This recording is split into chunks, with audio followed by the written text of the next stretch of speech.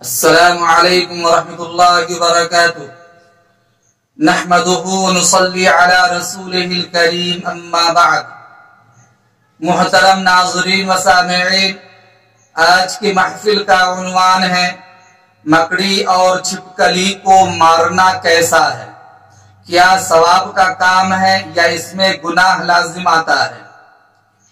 دوستو، میرے بہت سارے دینی بھائیوں نے یہ سوال کیا کہ گھروں میں مکڑیاں بہت ہوتی ہیں، جگہ بجگہ جالے بنا لیتی ہیں، گھروں کو صفائی کی ضرورت پیش آتی ہے، تو کیا ایسے موقع پر مکڑیوں کو مارنا جائز ہے؟ ہمیں یہ خبر ملی ہے کہ ہجرت کے موقع پر یہی مکڑیاں نبی اکرم صلی اللہ علیہ وسلم کی حفاظت کا ذریعہ بنی تھی۔ اسی طرح گرگٹ یعنی چھپکلی وغیرہ کو مارنا شرعاً کیسا ہے؟ کیا مارنے میں گناہ ہے یا ثواب؟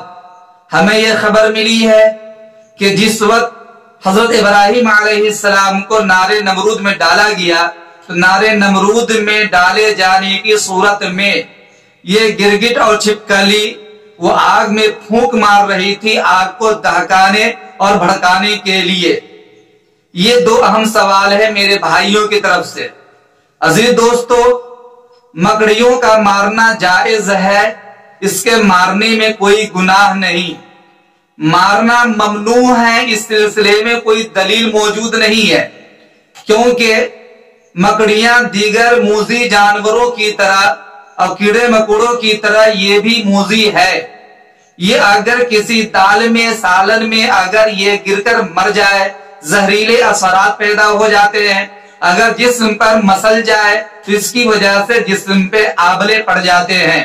لہٰذا مکڑیوں کا مارنا جائز ہے، کیونکہ موذی ہے اور اس کی ایذا رسانی کی وجہ سے تنگی محسوس ہوتی ہے، اور تنگی پہنچانے والے جانور اور کیڑے مکوڑوں کا مارنا جائز ہے۔ جیسے کہ شہد کی مکھی اگر آپ کو تکلیف پہنچا رہی ہو تو اس کا مارنا بھی جائز ہے، لہذا مکڑیوں کا مارنا بالکل درست ہے۔ رہی یہ بات چھپکلی اور گرگٹ، یاد رکھیے گرگٹ اور چھپکلی کو مارنا باعث ثواب ہے، اس میں کسی قسم کا کوئی گناہ نہیں ہے۔ لیکن اس وقت میں آپ کے ذہن و دماغ سے ایک الجھن اور کنفیوژن کو دور کر دوں۔ بہت سارے لوگوں کا یہ گمان ہے کہ گرگٹ الگ ہے اور چھپکلی الگ ہے، حالانکہ ایسا نہیں۔ جس طرح گرگٹ کو مارنا باعث ثواب، اسی طریقہ سے چھپکلی کو مارنے میں بھی ثواب حاصل ہوتا ہے۔ کنفیوژن کو دور اس طرح کر دیا جائے کہ جو چھپکلی ہے وہی گرگٹ ہے، جو گرگٹ ہے وہی چھپکلی ہے۔ یہ دونوں کے دونوں ایک ہی قسم کے دو جانور ہیں، اور اس سلسلے میں میرے پاس میں دلیل ہے۔ حدیث کی روشنی میں میں دلیل دینا چاہتا ہوں۔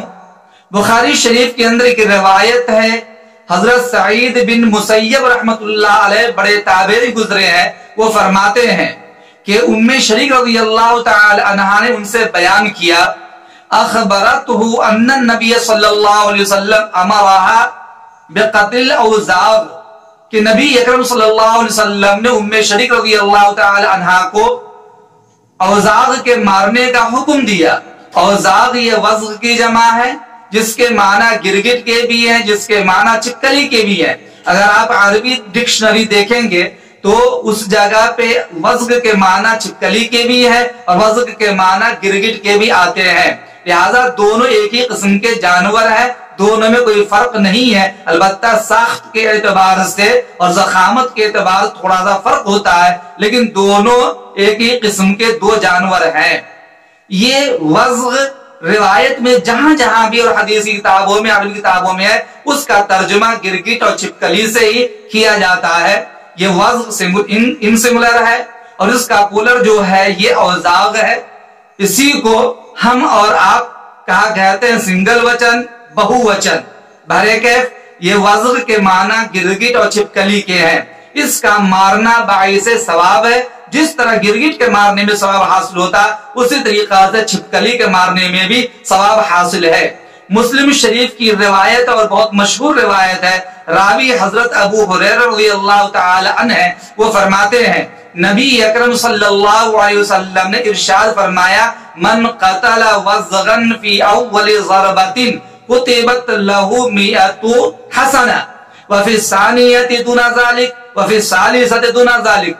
حضور فرماتے ہیں کہ جس شخص نے ایک ہی وار میں گرگٹ یا چھپکلی کو مار ڈالا اسے 100 نیکیاں ملیں گی، اور جس نے 2 وار میں چھپکلی کو مارا اسے اس سے کمتر نیکی ملے گی، اور جس نے 3 مرتبہ میں 3 وار میں مارا اسے بھی کمتر نیکی ملے گی۔ علماء نے اس میں حکمت لکھی ہے، اور حکمت یہ ہے کہ ایک مرتبہ میں مار دینے سے جانور کو اذیت کم پہنچتی ہے۔ مثلا دیوار کے اوپر چھپکلی چل رہی ہے، آپ نے چپل سے اسے دے مارا اور دیوار پہ اس کو آپ نے اسٹیکر بنا دیا، تو گویا کہ فوراً اس کی جان نکل گئی، اس کی جان نکلنے میں زیادہ تکلیف نہیں ہوئی۔ لیکن اگر آپ نے 2-3 مرتبہ میں چھپکلی کو یا گرگٹ کو مارا تو اس سے اس کو اذیت پہنچتی ہے، اس لیے کہ پہلے آپ نے اس کے دم پہ مارا، اس کی دم اور پونچھ کٹ گئی، پھر آپ نے اس کی آنکھیں پھوڑ دی، پھر آپ نے سر کو اتار دیا، پھر جسم کو جدا کیا۔ اس طرح سے جانور کو تکلیف زیادہ ہوتی ہے، اور نبی اکرم صلی اللہ علیہ وسلم کا ارشاد ہے اذا قتلتم فحسنوا القتل، کہ جب تم کسی چیز کو قتل کرو تو اس کو اچھی طرح قتل کرو، اور اچھی طرح قتل کرنے مطلب یہ ہے کہ اس کو ایک ہی مرتبہ میں اسے جان سے مار ڈالو، قتل کر ڈالو، تاکہ اس کو زیادہ اذیت اور تکلیف نہ پہنچ سکے۔ اور 2-3 مرتبہ مارنے میں چونکہ اذیت زیادہ پہنچتی ہے اس لیے اس میں ثواب کی کمی ہو جاتی، بلکہ بسا اوقات تو اس میں گناہ بھی زیادہ ہوتا ہے۔ میرے عزیز دوستو، اور یہی نہیں بلکہ اس سلسلے میں یہ یاد رکھیے ابن ماجہ اور نسائی وغیرہ کی جو روایت ہے اس روایت میں یہ صاف لفظ میں مذکور ہے کہ چھپکلی کو مارو، گرگٹ کو مارو۔ کیوں؟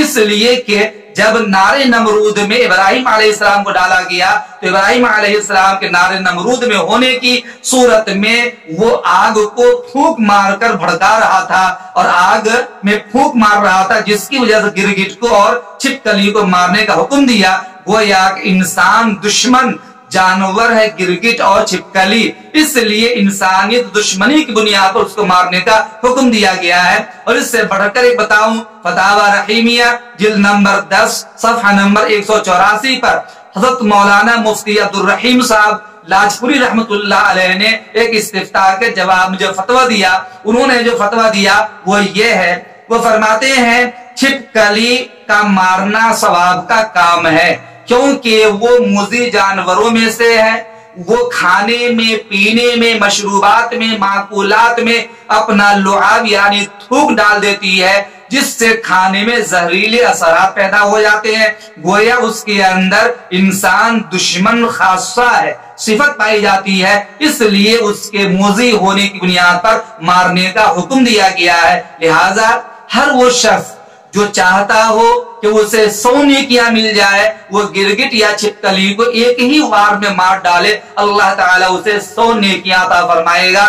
اللہ ہمیں بھی توفیق عنایت فرمائے اور آپ کو بھی توفیق عنایت فرمائے۔ یہ انسان دشمن موذی جانور، سانپ ہو، بچھو ہو، چھپکلی ہو، ہر ایسے جانور کو مارنے کا شریعت میں حکم ہے۔ اقتل الموذی قبل الایذا، تکلیف دینے والے جانور کو تکلیف دینے سے پہلے مار دو، اس لیے کہ مارنے میں عافیت ہے، سلامتی ہے، اور اس میں امن ہے، چین ہے، سکون ہے، اس لیے مار دینا چاہیے۔ یا چھپکلی ہو یا گرگٹ ہو، مارنے میں ثواب حاصل ہوگا۔ ایک وار میں مارا جائے 100 نیکیاں ملیں گی، اور کئی وار میں مارا جائے تو پھر اس سے نیکیوں میں کمی ہو جاتی ہے۔ اللہ ہمیں عمل کی توفیق عنایت فرمائے۔